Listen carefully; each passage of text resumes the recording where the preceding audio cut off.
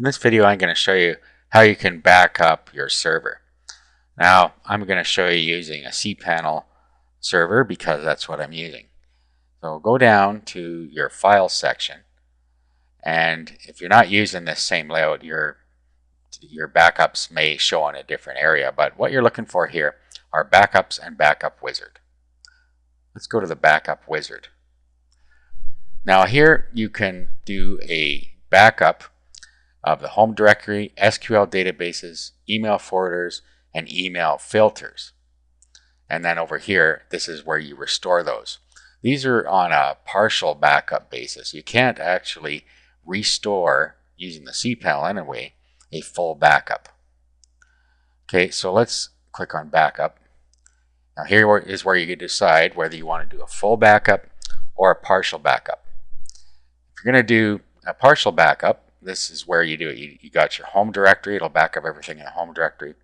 There's SQL databases and your email forwarder. So you can create a backup of each of these. Or over here, you can do a full backup. So if you click on full backup, it comes up here and it asks you where you want the full backup to go. You have your home directory, so it'll back it up onto your server's home directory. You can send it to a remote FTP server. You have an FTP server out there, and you can download a secure copy.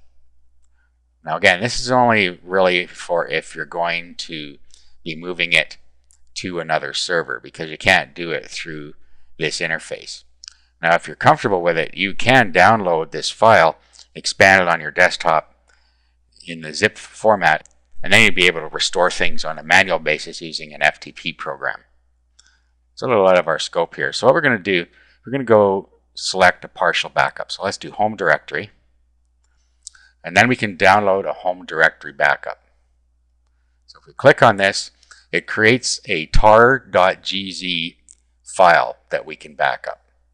And so all we do is, of course, just save the file into a folder. Now this is really large, so I'm not going to do this one, but you get the idea. So let's just go back here.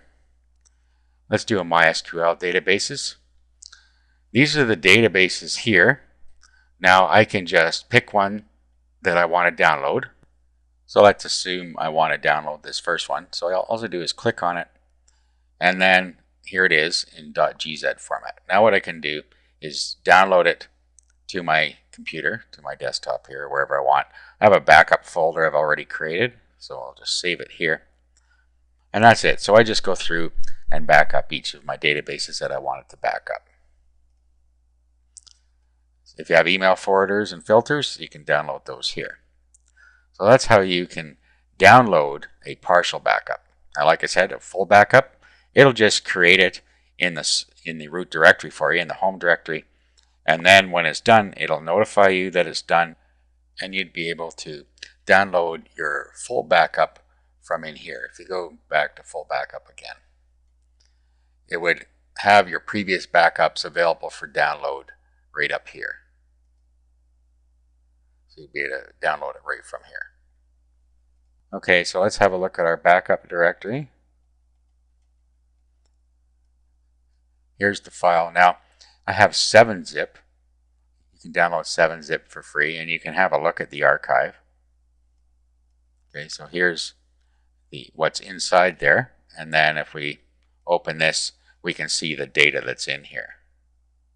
Okay, so we know that we have a good backup there. Now, if you need to restore a backup, you can go back to Backup Restore here, and then over to where it says Restore.